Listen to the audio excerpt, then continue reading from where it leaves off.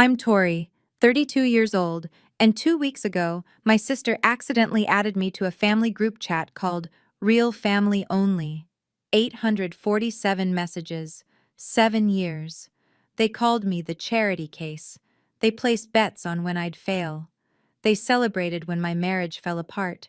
My own mother wrote, and I'm quoting her exactly, "At least she doesn't have kids. One less grandchild to worry about." I screenshot everything, every single message, didn't miss a period. Then I sent just one text. "Thanks for the receipts." What happened next at my grandmother's 70th birthday party? I don't think anyone in my family will ever forget it. Before I continue, if you find this story worth hearing, take a second to like and subscribe, but only if you genuinely want to. Drop a comment telling me where you're watching from and what time it is there. Now let me take you back 6 weeks, to the day my grandmother called about her party. 6 weeks ago, my phone rang at 7 in the morning. Grandma Eleanor's name lit up the screen. "Tori, honey, I'm having a party for my 70th. I want you there." My chest tightened. Not from dread, from surprise. Grandma was calling me directly. Usually, family announcements went through the group chat, the one I assumed I'd simply been forgotten in. Of course, Grandma, I wouldn't miss it. After we hung up, I sat on my bed for a long time, thinking about the past 10 years. Every Saturday morning driving her to cardiology appointments. Every Sunday afternoon cleaning her house while she napped. Every late night sitting beside her when loneliness crept in and she just needed someone to talk to. Megan, my younger half-sister, she showed up for Christmas photos, posted them on Instagram with captions like, "Family is everything," and heart emojis. 50,000 followers ate it up. I never said anything. What was there to say? 3 days before the party, I called my mother to ask about the dress code. "Oh, just casual, honey," she said. "Nothing fancy." I believed her. Then I stopped by her house to drop off Grandma's medication. I'd picked it up from the pharmacy on my way from work. Mom was in the kitchen, phone on the counter. A text notification popped up. From Megan. I didn't mean to look, but the preview was right there. "Remember cocktail dress. Photographers coming at 4. My stomach dropped. Casual. She'd told me casual. I set the medication on the counter and left without saying goodbye. Maybe she just forgot, I told myself. Maybe she got confused. But something cold settled in my chest. A feeling I'd been ignoring for years. The next evening, I did something I rarely do. I called Megan. We weren't close. We shared a mother but different fathers, different childhoods, different everything. Still, she was my sister. I wanted to try. "Hey, Megan, just calling about Grandma's party. Need help with anything?" Silence, then, "Oh, Grandma invited you too?" Too. The word hung there like a slap. "She called me herself," I said carefully. "Huh." Megan's voice was flat. "I mean, it's a family thing, so, you know." I didn't know. That was the problem. "What does that mean?" "Nothing. Forget it. I gotta go." She hung up. 20 minutes later, my phone buzzed. A voice message from Megan. I pressed play, but it wasn't for me. "Oh my God, she's so annoying. Calling me like we're best friends or something." Megan's voice, muffled, clearly talking to someone else. "She acts like she's such a VIP just because Grandma likes her. I don't get what Grandma even sees in her." Laughter in the background. Then the message cut off. My phone buzzed again. Text from Megan. "Oops, sent that by accident. Don't mind it, lol." I stared at the screen. "Don't mind it." 7 words. That's all she had. I wanted to believe this was just Megan having a bad day. Sisters fought sometimes, right? Said things they didn't mean. But deep down, a part of me knew. This wasn't new. This wasn't a one-time slip. This was just the first time I'd actually heard it. And something told me that voice message was only the tip of a very large, very ugly iceberg. That night, I couldn't sleep. I lay in my apartment, small, quiet, mine, and stared at the ceiling. 32 years old, divorced, living alone, working 60-hour weeks in the ICU because it was easier to care for strangers than to think about my own life. Grandma Eleanor was the only person in my family who made me feel like I belonged. She never treated me like the leftover from my mother's mistake marriage, never made me feel like I was tolerated rather than wanted. When I was 12 and crying because the other kids had dads at the father-daughter dance, Grandma showed up in a suit and bow tie and danced with me all night. But Grandma was 70 now. Her heart wasn't what it used to be. 3 stents, 2 scares, 1 conversation where she held my hand and said, "Promise me you'll be okay when I'm gone." If I lost her, I'd have no one. Not really. I thought about Grandpa's funeral 3 years ago. 200 people packed into the church. I sat in the back row. No one sat with me. No one asked if I was okay. My mother was too busy being comforted by Megan and Aunt Linda to even look my way. That's when Grandma found me. Slipped into the pew beside me. Didn't say a word, just held my hand. I remembered something she said once, almost offhand. "I write everything down, you know. Who does what? Who shows up? Grandma keeps track." At the time, I thought she meant grocery lists, medication schedules. Now I wondered, if I kept staying silent, kept pretending everything was fine, what would I lose? Not just Grandma. I'd lose myself. The memories came uninvited that night, the way they always did when I was tired and alone. 2 years ago. Marcus. My husband of 4 years. I found the texts on a Tuesday. Her name was Jessica. His co-worker. The messages went back 8 months. I called my mother, sobbing so hard I could barely breathe. "Mom, Marcus, he's been cheating. I don't know what to do." A long pause. Then, "Well, honey, you have been working a lot. Maybe if you'd been home more." I hung up. Megan's contribution came via Facebook. I'd posted something vague about going through a hard time, nothing specific, just reaching out. She commented publicly, "Some people just aren't meant to keep a man." That comment got 4 likes. My mother, Aunt Linda, 2 cousins, 4 people in my own family laughing at the worst moment of my life. I deleted the post, deleted Facebook entirely, told myself it didn't matter, they didn't mean it. Family was complicated, but Grandma called every single day that first month. Sometimes we talked, sometimes she just listened to me cry, sometimes she'd say nothing at all, just breathe on the other end of the line so I'd know I wasn't alone. "It's not your fault," she told me once. "Don't let anyone tell you it was." She was the only one. The only one who showed up. The only one who cared. And now, lying in the dark 2 years later, I finally let myself wonder. Was there something more going on? Some reason my family seemed almost happy when I failed? Was there somewhere they talked about me? Somewhere I wasn't invited? 4 days before the party.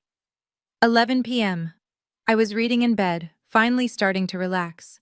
My phone buzzed. Notification. "Megan Harper added you to Real Family Only." I blinked. Read it again. Real Family Only. My thumb hovered over the screen. Something cold crawled up my spine. I tapped the notification. The group chat opened. I scrolled up automatically, the way you do when you join a conversation late. And I kept scrolling. And scrolling. The chat was created 7 years ago. Members, Mom, Megan, Aunt Linda, my 2 aunts from Ohio, 3 of my cousins, 8 people total, everyone except Grandma, and everyone except me. For 7 years they'd had a group chat, a place to talk about real family things, and I wasn't in it. For 7 years. My hands started shaking. In the corner of the screen, a small number glowed. 847. 847 unread messages. I checked the most recent one, sent 2 days ago. Aunt Linda complaining about her neighbor's dog. Normal stuff. Nobody had noticed I'd been added. Nobody had said anything. I scrolled to the very beginning, to the first message ever sent, 7 years ago, when this chat was created. It was from Aunt Linda. Finally, a place to talk without you-know-who seeing. Megan replied, "Charity case free zone." My mother wrote, "Girls, don't be mean. But yeah, this is nice." The room tilted. I sat there in the dark, phone glowing in my hands, and felt something crack open inside my chest. They had a name for me, Charity Case, and this was only message one. 846 to go. I couldn't stop reading. The messages blurred together at first. Inside jokes I didn't understand. Plans for holidays I'd been told were small gatherings. Photos from events I'd never been invited to. Then I found the nickname thread. Megan. New rule, we call her CC from now on. Aunt Linda. CC? Megan. Charity case. Cousin Amy. Dead. Mom. That's terrible, but also kind of accurate, LOL. Kind of accurate. My own mother. I kept scrolling. Years of messages. Years of laughter at my expense.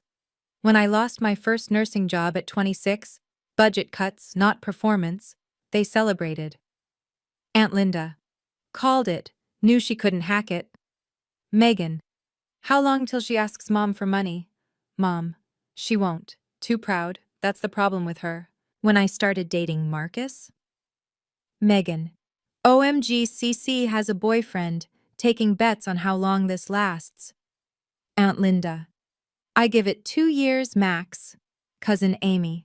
Optimistic. I say 18 months. They were betting on my relationship, like it was a game. But the worst, the absolute worst, was when they found out I was getting married. Megan. CC is engaged. Aunt Linda. To who? Does he know what he's getting into? Mom. I'll be honest, I'm surprised. Never thought she'd find someone. Megan. Starting the divorce pool now.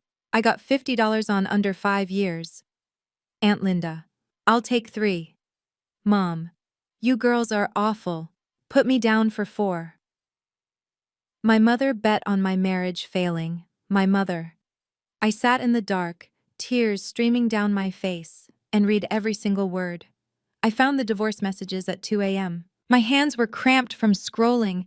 My eyes burned, but I couldn't stop. I had to know. I searched for the date.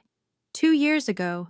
The week I told my family that Marcus had cheated, that my marriage was over. Megan. Guys, guess what? Aunt Linda. What? Megan. Cece's getting divorced.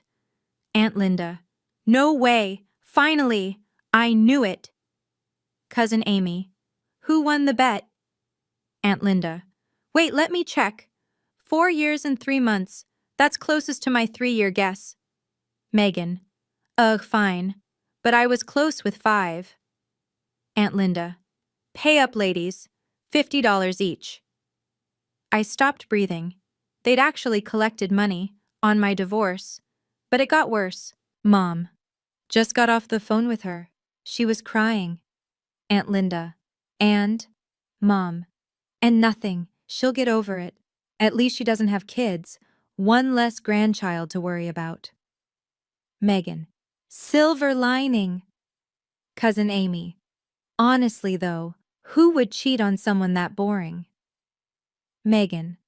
Right? Like, I'm surprised he waited this long.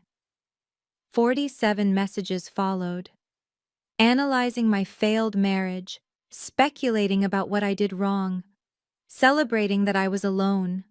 Not one person, not one, asked if I was okay. Not one person suggested reaching out. They just laughed and bet and collected their winnings. My hands weren't shaking anymore. Something had shifted. The tears dried on my cheeks. The hurt was still there, but underneath it, something harder was forming, something cold and clear. They'd never seen me as family. Never. And now I had proof. I stopped reading at 3 a.m., not because I'd finished, because I knew what I had to do. I went back to the beginning and started screenshotting. Every message, every laugh react, every betting pool. Methodical, organized. The way I labeled patient charts at work. Folder. Real family only. Complete archive. While I worked, I noticed something from 6 months ago. A conversation that made me pause. Megan. Grandma's getting weird. She has this notebook she writes in constantly. Aunt Linda. What kind of notebook? Megan. IDK, some journal thing. I saw her writing names in it. Mom. She's 69. Probably just keeping track of meds or something. Megan. I saw Cece's name in there, like multiple times. Aunt Linda. Weird. Megan. Right? She's obsessed with her. It's gross. I read that exchange 3 times. Grandma had a notebook. She wrote down names. My name specifically. I remembered what she'd said at Grandpa's funeral, holding my hand in that back pew. I keep track, honey. I always keep track. At the time, I thought she meant emotionally, mentally. But what if she meant literally? What if Grandma knew more than anyone realized? I finished screenshotting at 4:17 a.m., 847 messages, 7 years of evidence, all saved. No one in the chat had noticed I was there. The last message was still from 2 days ago. Everyone was asleep, dreaming their innocent dreams. I opened a new text window. Typed slowly. Thanks for the receipts. Tori. My finger hovered over send. The party was in 4 days. Grandma's 70th birthday. Every single person in that chat would be there. I pressed send. Then I left the group. 4:19 a.m. My phone exploded. Megan calling. Declined. Megan calling again. Declined. Mom calling. Declined. Texts flooding in. Megan. Tori, please pick up. Megan. I was drunk when I added you. I swear it was an accident. Megan. Please, please, please, can we talk? Mom. Honey, whatever you read, it's not what it looks like. We were just venting. Every family does this. Aunt Linda. Tori, don't make this a bigger deal than it needs to be. This is private family stuff. Private family stuff. That's what they called 7 years of mockery. More calls, more texts. By 4:45, 67 messages had piled up. Megan. We love you. You know that, right? Sisters joke around. Mom. Please call me back. Let's talk like adults. Aunt Linda. This is why we didn't include you. You're too sensitive. Too sensitive. The woman who bet on my divorce was calling me too sensitive. I turned off my phone. For the first time in hours, silence. Real silence. I walked to my window. The sky was turning gray, dawn coming. I thought about what I could do. Expose them on social media. Forward the screenshots to every relative not in that chat. Burn it all down. But that wasn't me. That wasn't who I wanted to be. Grandma's party was in 4 days. 70 years old. Her whole family would be there. Friends, neighbors, everyone who mattered to her. I wasn't going to ruin her birthday, but I wasn't going to stay silent either. I had a plan, not revenge, something better, truth, and the right moment to tell it. I set my alarm for 7, lay down, and slept better than I had in years. 3 days before the party, Megan showed up at my apartment. I opened the door to find her in full makeup, designer bag clutched to her chest, eyes wet with tears that looked almost real.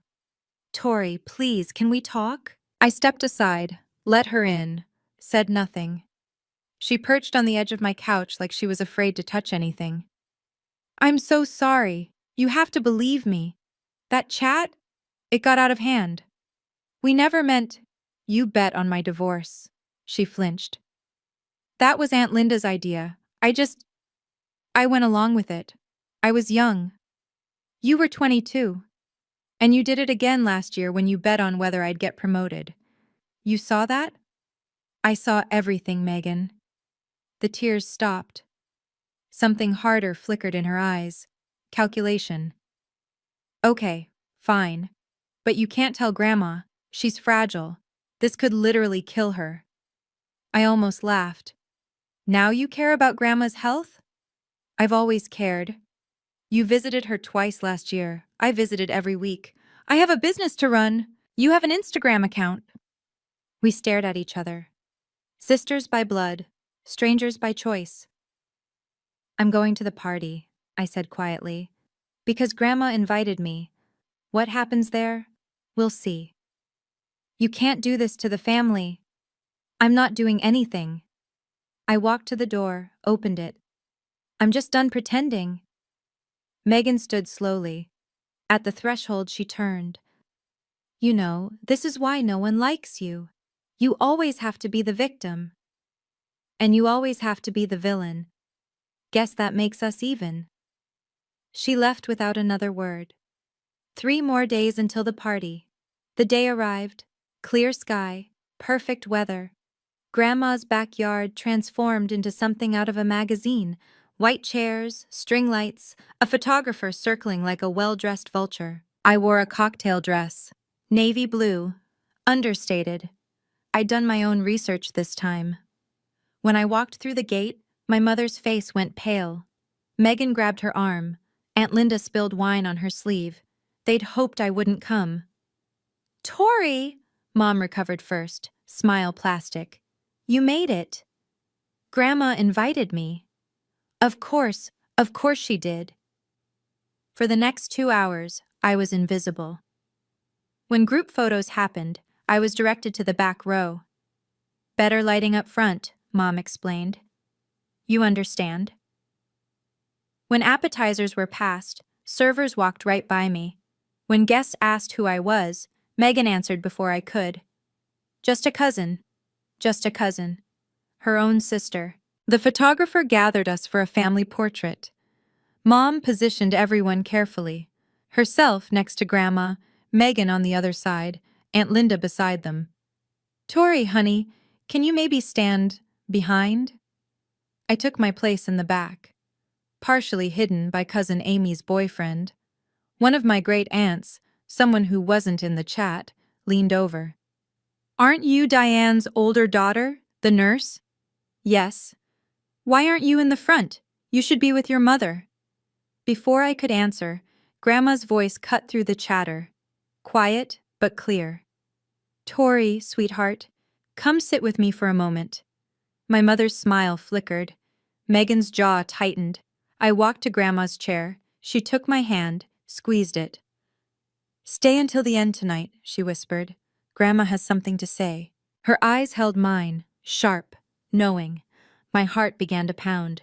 The humiliation peaked 2 hours into the party. Megan clinked her glass, stepped up to the portable microphone. 50 guests turned to watch. The photographer positioned himself for the perfect shot. Hi, everyone. I just want to say a few words about my amazing grandmother. What followed was a 5-minute performance. Megan dabbed her eyes with a monogrammed handkerchief, talked about childhood memories, about how Grandma taught her to bake, about being there through everything. I'm so grateful, Megan concluded, voice trembling beautifully, to be the granddaughter who's been by your side all these years. I love you, Grandma. Applause. Aunt Linda wiped actual tears. My mother beamed. I stood in the back, invisible, and did the math. Megan had visited Grandma maybe 15 times in the past 5 years. I'd been there every single week, every doctor's appointment, every lonely evening, every 3 a.m. phone call when Grandma couldn't sleep. But Megan had 50,000 Instagram followers. She knew how to perform. A distant cousin, one I barely knew, turned to me. Aren't you going to say something? Before I could respond, Megan appeared at my elbow. Oh, Tori's so busy with her nursing job, she doesn't really have time for speeches. She laughed lightly. You know how it is. A few people chuckled. My mother nodded along.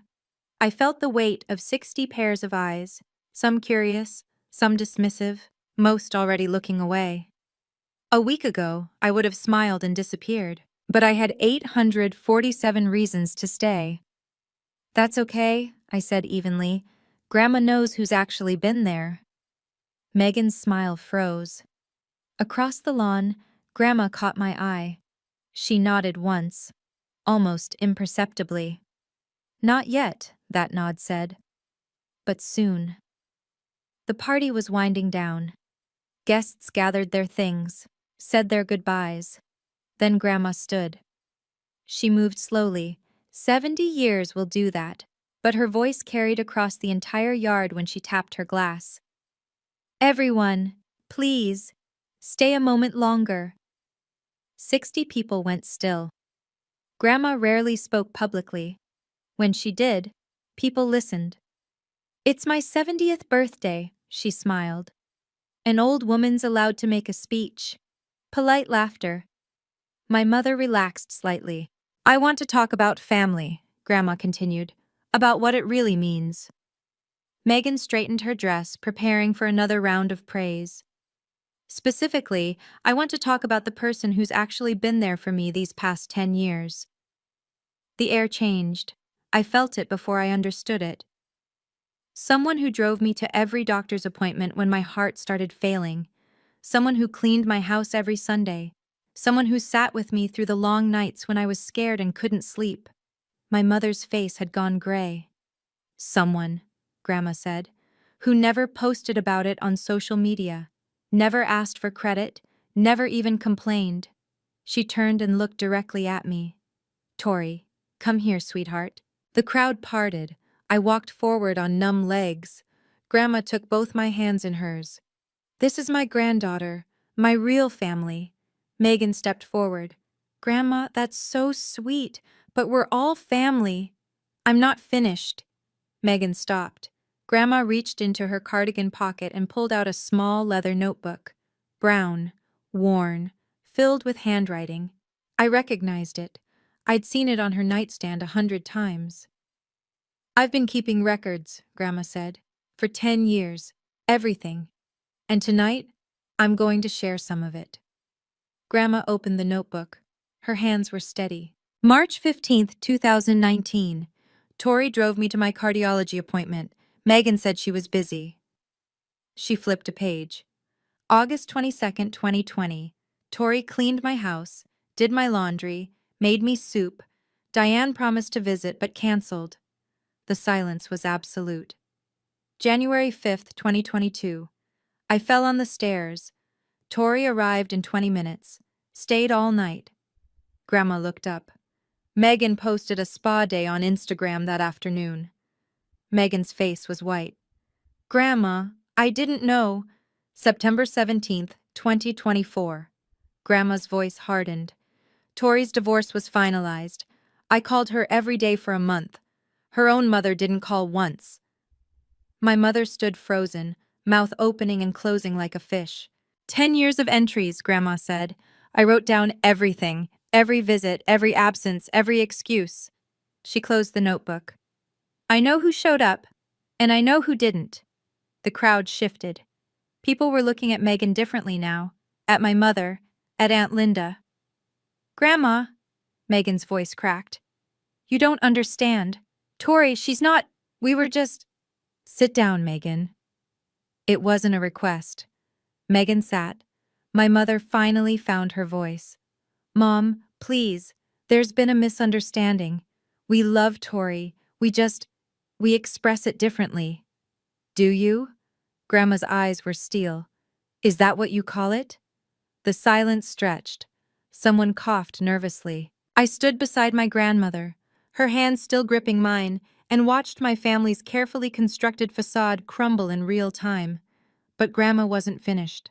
Not even close. There's something else, she said. Something I learned 6 months ago. Robert, would you please explain?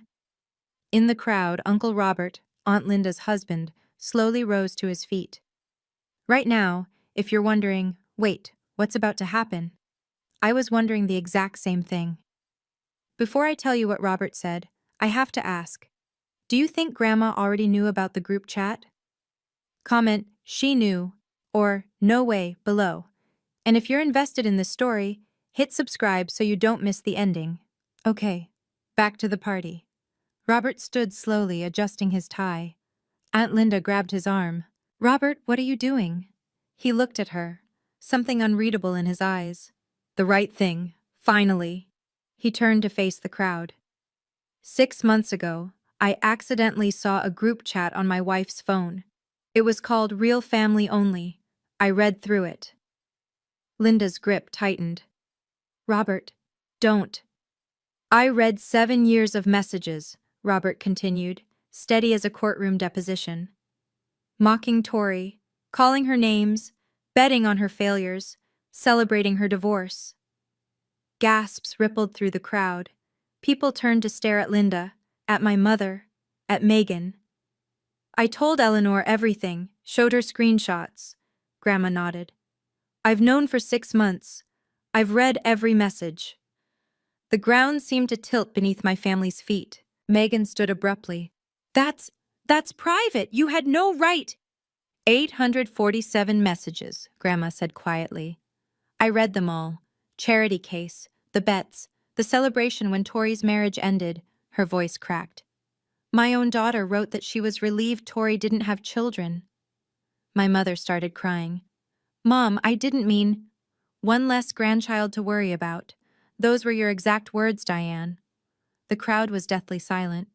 Some guests looked horrified, others embarrassed, like they'd witnessed something they shouldn't have. Good, I thought. Now they know. I waited, Grandma said. I waited for the right moment. I wanted everyone here, everyone who matters. She looked around the yard. Because I want you all to know who my family really is. Her hand squeezed mine. And I want you to see what happens to people who betray it. Grandma reached into her other pocket and pulled out a folded document. 3 months ago, I had Robert update my will. Linda whipped around to face her husband. You did what? I'm her attorney. Robert's voice was flat. And her family. Megan lunged forward. Grandma, you can't just... I'm 70 years old, Megan. Sound mind, clear heart. This is my decision. She unfolded the paper, read clearly, loudly, so everyone could hear.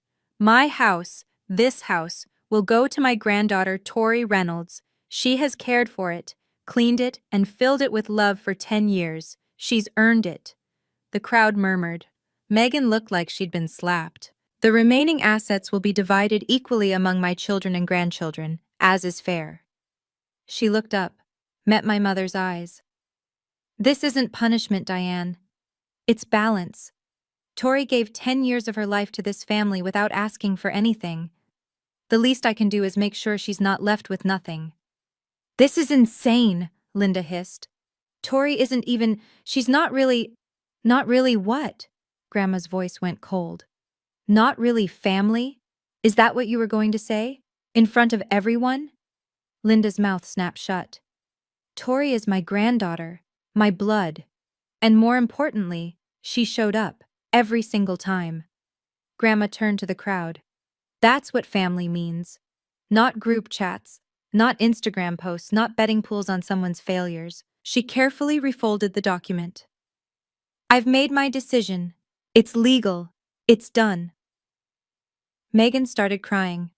Real tears this time, I think. My mother stared at nothing. Linda looked at Robert like she'd never seen him before. And me?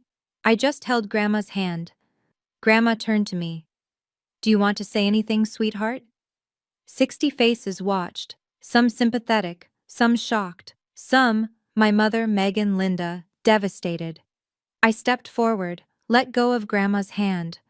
I'm not going to yell, I said quietly. I'm not going to call anyone names. That's not who I am.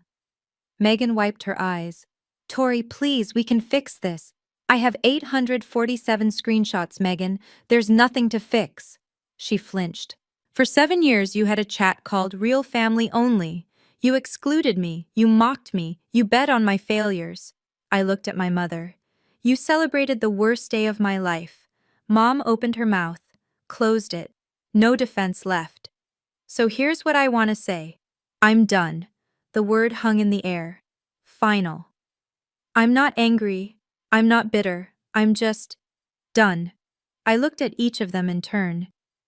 You decided 7 years ago that I wasn't part of your real family. I'm going to respect that decision now. Tori, You can't just cut us off, Linda started. I'm not cutting you off. I'm accepting the boundary you already set. I kept my voice level. You excluded me. I'm simply agreeing with your choice. Silence.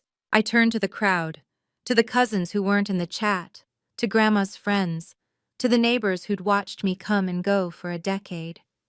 That's all I have to say. I walked back to Grandma's side. She took my hand again. I'm proud of you, she whispered.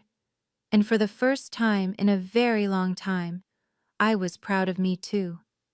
The party ended in silence. Guests gathered their things quickly, avoiding eye contact with my mother and Megan. I watched small clusters form, people whispering, glancing over, shaking their heads. My great-aunt Martha, Grandma's neighbor for 30 years, approached me near the garden gate. I always wondered why you weren't in the family photos, she said softly. Now I understand. You knew? I knew something was wrong. You came every week, cleaned, helped, never complained. She squeezed my arm. Your grandmother talked about you all the time, never mentioned the others much. Another guest, someone I didn't recognize, stopped on his way out. I've known Eleanor 40 years. If she says you're her real family, that's good enough for me. Small kindnesses, they added up. Megan tried to approach me one last time. Mascara streaked down her cheeks, designer dress wrinkled. Tori, we need to talk, please. Not tonight. But I said not tonight. She stood there helpless. For once, her Instagram smile couldn't save her. You can't just... I can. I kept my voice calm. And I am. I walked away, left her standing there, standing. My mother sat alone on a white chair, staring at nothing. Guests passed her without speaking. The social queen of every family gathering, suddenly invisible. Aunt Linda was screaming at Robert by the catering table. Words like betrayed and ruined everything carried across the lawn. I didn't feel triumphant, didn't feel victorious. I felt something simpler. Free. Grandma appeared beside me, took my elbow. Help an old woman to her chair? I walked her inside, away from the wreckage of her birthday party. Are you okay, Grandma? She smiled. Best birthday I've ever had. The fallout came in waves. First wave, social media. Someone from the party, I never found out who, posted about it. Not the details, just enough. Witness the most dramatic family revelation today. Group chat exposed, bets on divorce. The quiet sister finally got justice. It spread. Megan lost 5,000 followers in a week. Comments flooded her latest post. A photo of smoothie bowls, with questions she couldn't answer. Is this the girl who bet on her sister's divorce? Wait, is this real? Unfollowed. Can't support people who treat family like that. She turned off comments, then made her account private, then disappeared from Instagram entirely. Second wave, community. My mother's social circle, the book club, the garden committee, the women she brunched with every Sunday, started pulling away. Busy became the default response to her invitations. Word travels fast in small towns, Robert told me over coffee a week later. He'd moved into a hotel. Linda's blaming everyone but herself. Are you two... done? Probably. He stirred his cup slowly. I should have said something years ago. I convinced myself it wasn't my business. Why now? Because I saw those messages. About you. About your divorce. He looked up. I have a daughter. Imagining someone treating her that way. He didn't finish. Didn't need to. That evening, I got a text from cousin Amy, the one who'd laughed at my marriage failing. Hi, Tori. I don't expect you to forgive me, but I wanted to say I'm sorry. I was wrong. I got caught up in what everyone else was doing, and I didn't think about how it would feel to be you. I'm sorry. It wasn't much, but it was something. I know some of you watching right now have been through something similar. Maybe not the exact same situation, but that feeling, being the outsider in your own family, being talked about behind your back, wondering if you're crazy for sensing something wrong. You're not crazy, and you're not alone. If this story resonated with you, drop a comment. Share your story if you feel comfortable. Now, let me finish telling you mine. 3 days after the party, I drove to Grandma's house. She was sitting in her garden, notebook open on her lap, pen in hand. Still writing, still keeping track. Grandma? She looked up and smiled. There's my girl. I sat beside her on the weathered bench, the same bench where we'd sat 100 times before, watching the birds, talking about nothing and everything. Are you upset with me? She asked. Upset? Why would I be upset? Because I knew for 6 months. I could have told you sooner, saved you from going through that chat alone at 3 in the morning. I thought about it. Really thought. Why didn't you? She set down her pen. I wanted to wait for the right moment. If I'd told you privately, they would have denied everything. Called you a liar. Said I was going senile. She shook her head. But in front of 60 people? With Robert to back it up? There was nowhere to hide. You planned this. I'm 70, sweetheart. I've learned a few things. She took my hand. Never act when you're angry.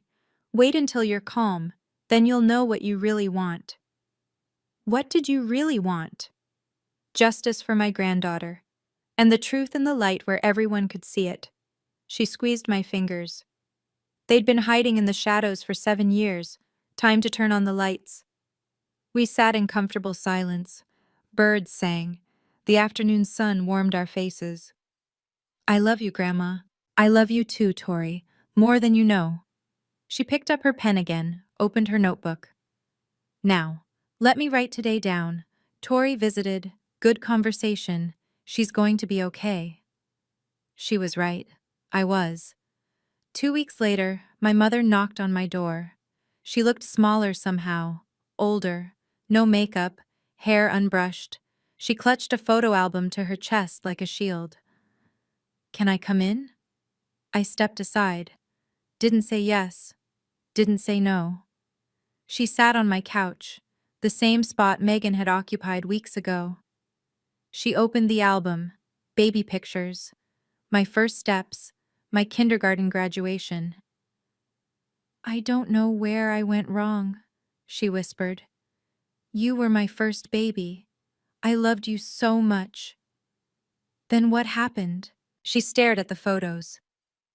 I was ashamed of my first marriage, of failing. When I married Megan's father, I wanted to start fresh. And you, she finally looked up. You were a reminder of everything I wanted to forget. It wasn't an excuse, but it was honest. That's not my fault, Mom. I know. Tears streamed down her face. I know that now. I've always known. I couldn't face it.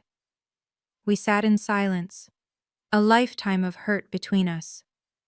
What do you want? I asked finally. To fix this. To be your mother again. That's going to take time. I know. I'll do whatever. 3 months. No contact. After that, we can try. Slowly. She blinked. 3 months? But Christmas. You had 7 Christmases in a chat that called me charity case. I kept my voice steady. 3 months isn't long. She flinched, but she didn't argue. At the door, she paused. I am sorry, Tori. I know words don't mean much right now, but I am. Then prove it. In 3 months. She left. I closed the door. It wasn't forgiveness, but it was a door left open. Maybe that was enough for now. Megan tried everything. Phone calls, emails, showing up unannounced, sending gifts. A $200 flower arrangement arrived one morning with a card. I miss my sister. Please. M. I donated the flowers to the hospital. 3 weeks after the party, a letter appeared in my mailbox. Handwritten, 6 pages. I read it all. Every word. She wrote about growing up jealous of my relationship with Grandma, about feeling like second best despite having the better clothes, the better grades, the better Instagram following, about starting the chat because she wanted somewhere to belong, somewhere she was the favorite. I know I can't undo 7 years, she wrote, but I want you to know I understand now. I was cruel because I was scared. That doesn't make it okay. Nothing makes it okay. I sat with that letter for a long time. Then I wrote back. 1 page, clear and final. Megan, I received your letter. I understand you have reasons for what you did. Reasons aren't excuses. I don't hate you. I'm not angry anymore. But I also don't want a relationship with you. You spent 7 years treating me like an outsider. I'm not going to spend the rest of my life trying to prove I belong. I wish you well. I genuinely hope you find peace with yourself. But I can't be part of that journey. Please don't contact me again. Tori. I mailed it the next morning. She didn't respond, didn't show up, didn't try again. Maybe she finally understood. Or maybe she just gave up. Either way, the result was the same. One less person in my life who never really wanted me there. It should have felt like loss. Instead, it felt like breathing. 3 months later. I'm writing this from Grandma's living room. My living room now, sort of. She insisted I stay in the guest room until she decides to kick the bucket. Her words, not mine. She's in the garden, notebook open, pen scratching away, still keeping track. My mother and I have talked twice, brief conversations, careful. She's trying, actually trying. Whether it's enough, I don't know yet. But the door is open. Megan is a stranger now. I see her posts sometimes. Her account is public again, rebuilt around healing and growth. Maybe she means it. Maybe it's just another performance. Either way, it's not my concern anymore. Robert and Aunt Linda finalized their divorce last month. He sends me Christmas cards now. We're not close, but we're something. Allies, maybe. Amy, cousin Amy, who laughed at my divorce, has apologized 3 more times. We grabbed coffee last week. It was awkward, but not terrible. And me? I still work 60 hours in the ICU. Still live alone. Still eat dinner standing over the sink more often than I should. But something's different. I don't feel like I'm waiting for permission anymore. Permission to belong, to be seen, to matter. Grandma said something to me yesterday while we watched the sunset from her porch. You know what the best part of getting old is? What? You stop caring what people think. You just live. I'm trying to do that now. Live. Not perform, not prove. Just exist, exactly as I am. I didn't lose my family. I lost the illusion of one. And for the first time in 32 years, I think I'm finally free. That's my story. 847 messages, 7 years of secrets, and one grandmother who changed everything. If you're in a toxic relationship, family, friend, partner, remember this. You don't have to set yourself on fire to keep them warm. Boundaries aren't walls, they're doors you get to control. Tell me your thoughts in the comments, subscribe if you want more stories like this, and check the description for more. Thank you for being here.